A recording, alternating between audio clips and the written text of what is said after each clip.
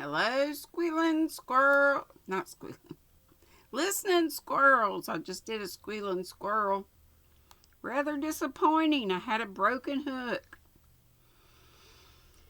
I gotta get up with Amazon. Chapter 22 of The Murder at the Vicarage. Inspector Slack's orders, once I had got him on the telephone, were brief and emphatic. Nothing was to get about.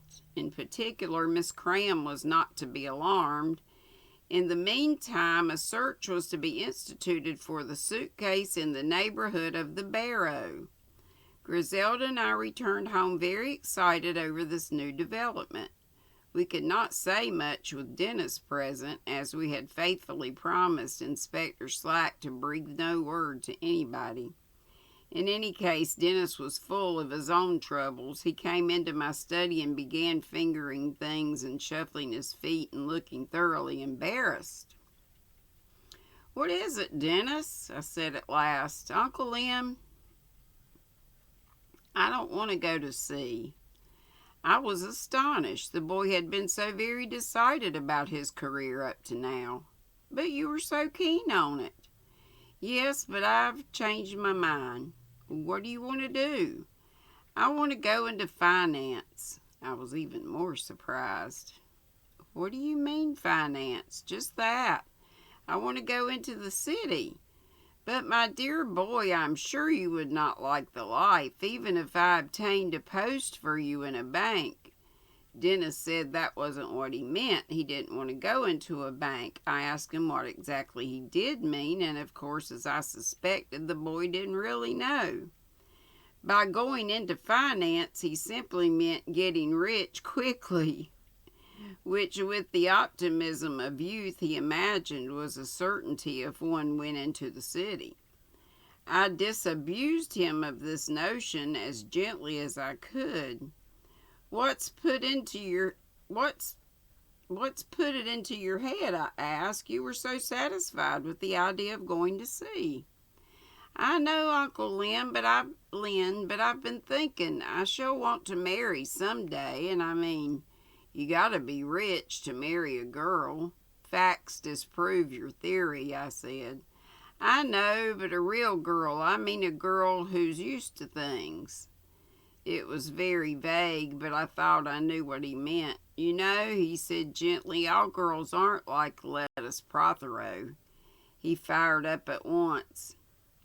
"You're awfully unfair to her. You don't like her. Griselda doesn't either. She says she's tiresome. From the feminine point of view, Griselda is quite right. Lettuce is tiresome. I could quite realize, however, that a boy would resent the adjective. If only people made a few allowances. Why, even the Hartley Napiers are going about grousing about her at a time like this, just because she left their old tennis party a bit early.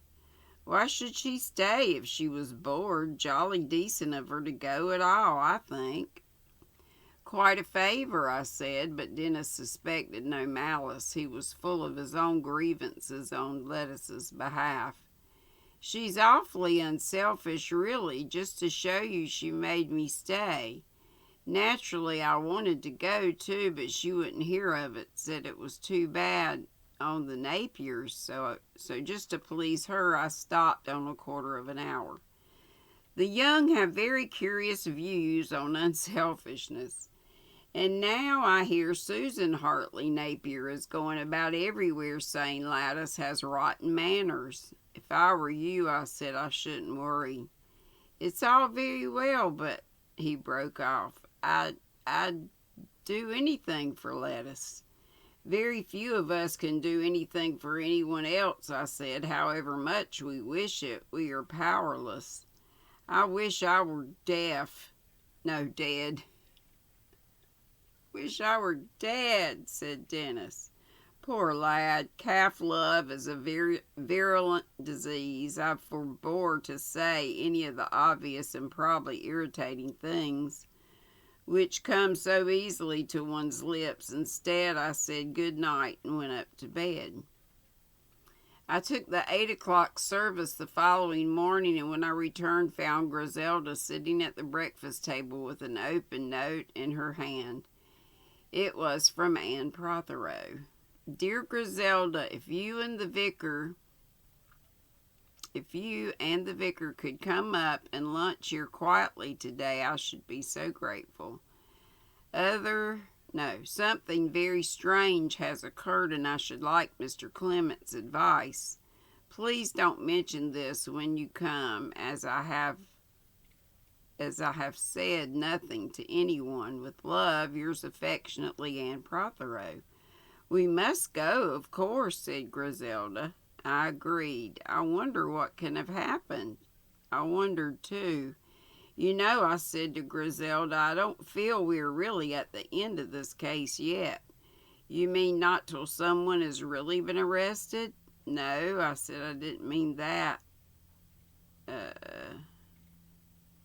I mean that there are ramifications, undercurrents that we know nothing about. There are a whole lot of things to clear up before we get at the truth.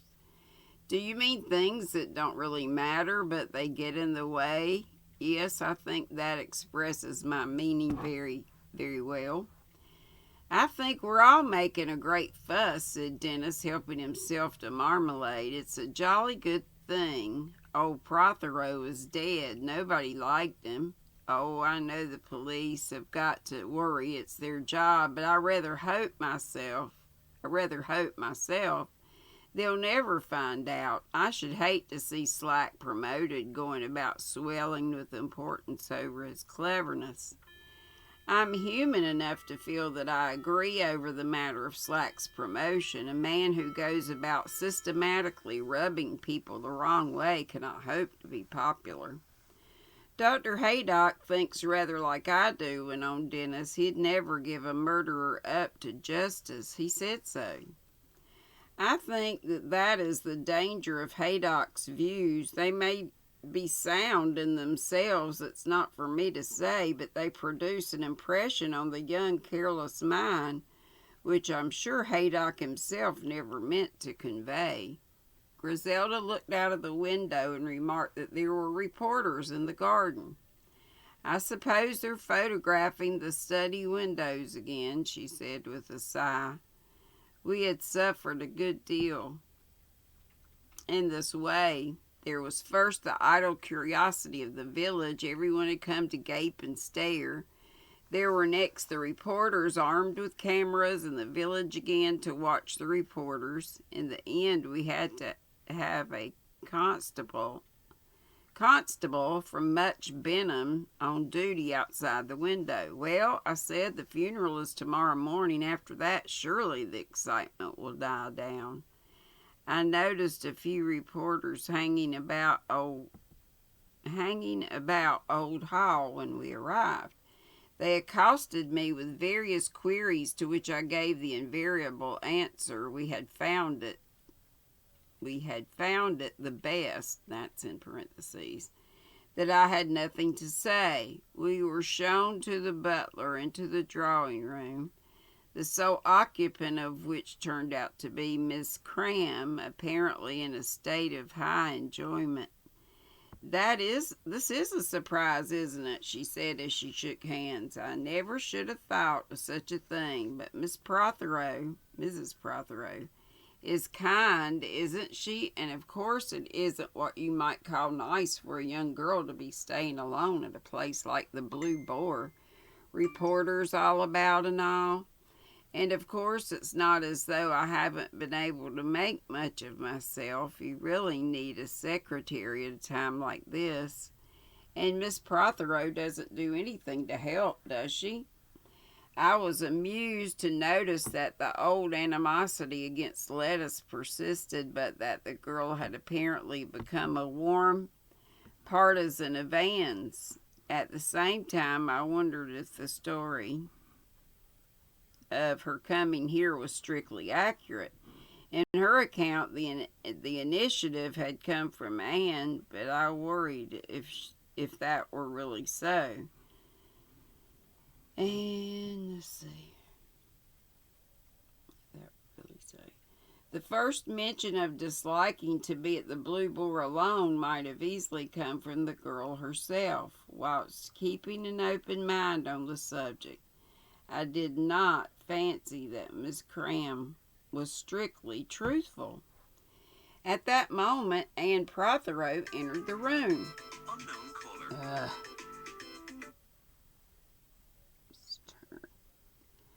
Turn the ringer off. I thought I had, but I didn't.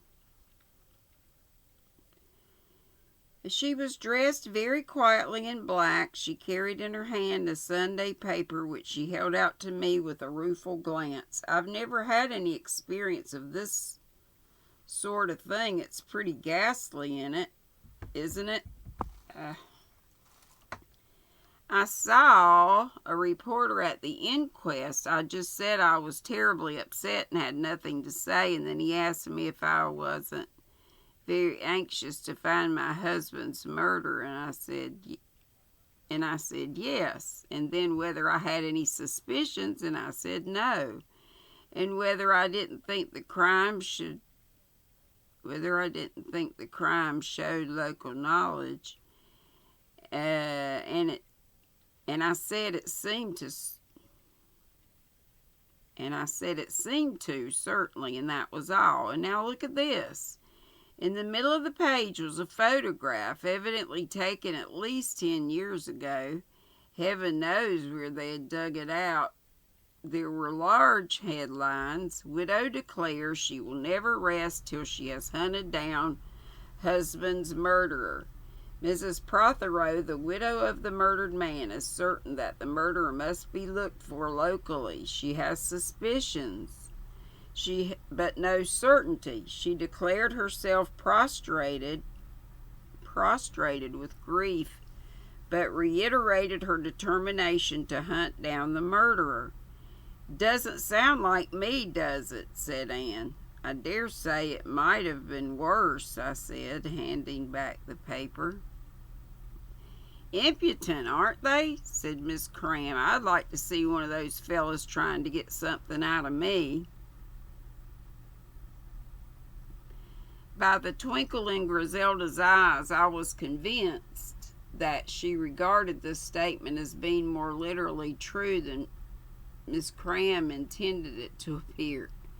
Luncheon was announced and we went in. Lettuce did not come till halfway through the meal, when she drifted into the empty place with a smile for Griselda and a nod for me. I watched her with some attention for reasons of my own, but she seemed much of the same vague creature as usual. Extremely pretty, that in fairness, I had to admit. She was still not wearing mourning, but was dressed in a shade of pale green that brought out all the delicacy of her fair coloring. After we had coffee, Anne said quietly, I want to have a little talk with the vicar. I will take him up to my sitting room. At last I was to learn the reason of our summons. I rose and followed her up the stairs. She paused at the door of the room. As I was about to speak, she stretched out a hand to stop me. She remained listening, looking down towards the hall. Good, they're going into the garden. No, don't go in there. We can go straight up. Much to my surprise, she led the way along the corridor to the extremity of the wing. Along a narrow ladder-like staircase rose to the floor above, and she mounted it. I followed. We found ourselves in a dusty, boarded passage. Anne opened a door and led me into a large, dim attic, which was evidently used as a lumber room. There were trucks there, old broken furniture, a few stacked pictures, and the many countless odds and ends which a lumber room collects. A lumber room? What is a lumber room? My surprise was so evident that she smiled faintly. First of all, I must explain I'm sleeping very lightly just now. Last night, or rather this morning, about 3 o'clock, I was convinced I heard someone moving about the house. I listened for some time and at last got up and came out to see. Out on the landing, I realized that the sounds came not from down below but from above. I came along to the foot of these stairs. Again, I thought I heard a sound. I called up, "Is anybody there?" But there was no answer, and I heard nothing more, so I assumed that my nerves had been playing tricks on me, and I went back to bed. However, early this morning I came here simply out of curiosity, and I found it. And I found this. She stooped down and turned round a picture that was leaning against the wall with the black of the canvas towards us. I gave a gasp of surprise. The picture was evidently a portrait in oils, but the face had been hacked and cut in such a savage way as to render it unrecognizable. Moreover, the cuts were clearly quite fresh. "What an extraordinary thing," I said. "Isn't it? Tell me, can you think of any explanations?" I shook my head. There's a kind of savagery about it," I said, "that I don't like. It looks as though it had been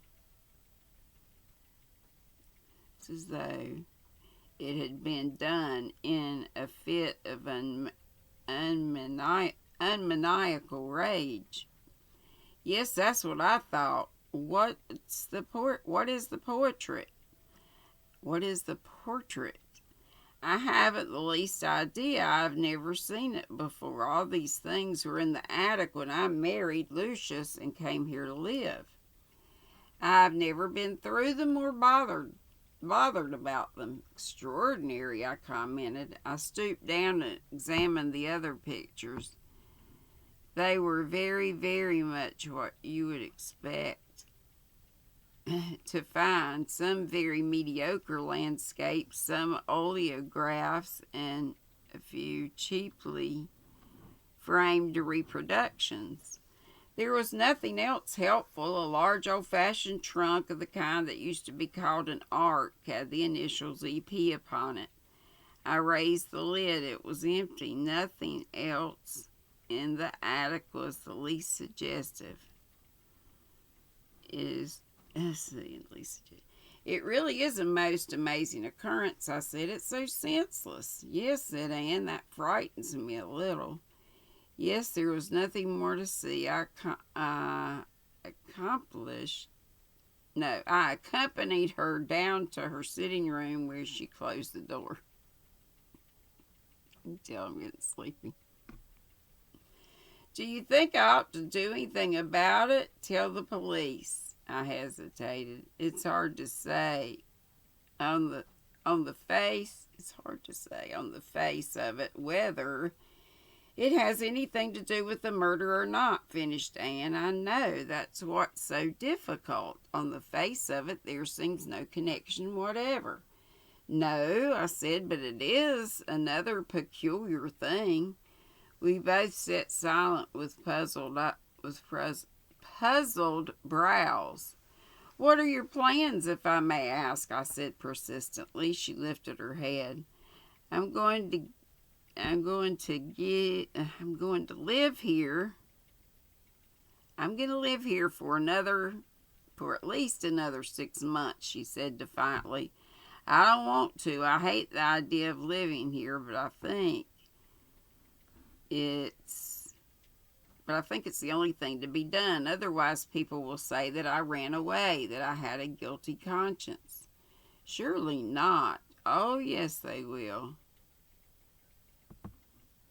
Oh, yes, they will. Especially when," she paused and then said, "when the 6 months are up, I'm going to marry Lawrence." Her eyes met mine. "We're neither of us going to wait any longer." I supposed, I said, that. I supposed, I said, that would happen. Suddenly she broke down, burying her head in her hands. You don't know how grateful I am. I am to each of you. You don't know. We'd said goodbye to each other. He was going away. I feel so awful about Lucius's death. If we'd been planning, if we'd been planning to go away together and he'd died then, it would be so awful now. But you made us both see how wrong it would be. That's why I'm grateful. I too am thankful, I said gravely. All the same, you know, she said up, unless the real murderer is found, they'll always think it was Lawrence. Oh, yes, they will, especially when he marries me. My dear Dr. Haydock's evidence made it perfectly clear.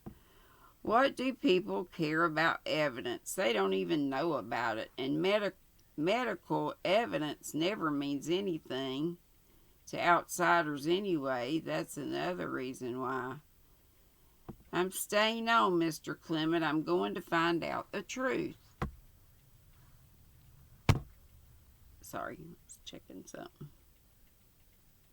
Her eyes flashed as she spoke. She added, that's why I asked that girl here. Miss Cram? Yes.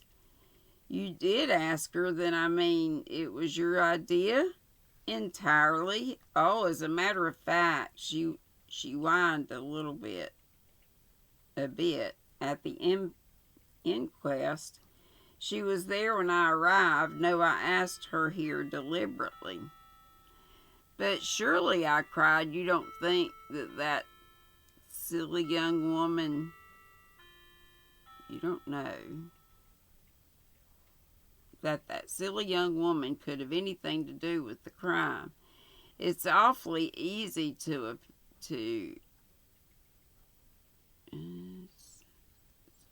easy.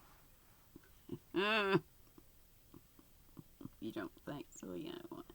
Awfully easy to appear silly, Mr. Clement's one of the easiest things in the world. Then you really think? No, I don't. Honestly, I don't. What I do think is that the girl knows something or might know something. I wanted to study her at close quarters. And the very night she arrives, that picture is slashed, I said thoughtfully. You think she did it, but why? It seems so utterly absurd and impossible. It seems to me utterly impossible and absurd that your husband should have been murdered in my study, I said bitterly. But he was. I know, she laid her hand on my arm. It's dreadful for you. I do realize that. Though where am I again? But he was, I know. Though I haven't said very much about it. I took the blue lapis lazuli earring from my pocket and held it out to her. This is yours, I think. Oh, yes. She held out her hand for it with a pleased smile. Where did you find it? But I did not put the jewel into her outstretched hand. Would you mind, I said, if I kept it a little longer? Why, certainly, she looked puzzled and a little bit inquiring. I did not satisfy her curiosity. Instead, I asked her how she was situated financially. It's an impertinent question, I said, but I really do not mean it as such. I don't think it's impertinent at all. You and Griselda are the best friends I have here, and I like the feeling that old Miss Marple, Lucius, was very well off, you know. He left things pretty equally divided between me and Lettuce. Old Hall goes to me, but Lettuce is to be allowed to choose. allowed to choose. Enough furniture to furnish a small house, and she is left a separate sum for the purpose of buying one so as to even things up. What are her plans? Do you know? Anne made a comical grimace.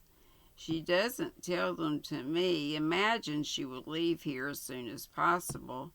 She doesn't like me. She never has. I dare say it's my fault. Say it's my fault, though. I've really always tried to be decent, but I suppose any girl resents a young stepmother. Are you fond of her? I asked bluntly. Hang on, let's see how much more I got to this.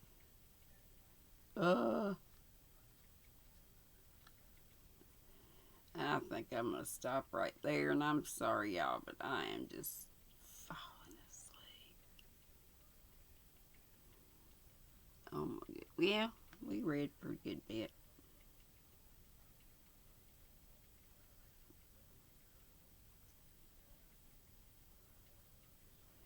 What did I say last? Then she said carefully, I never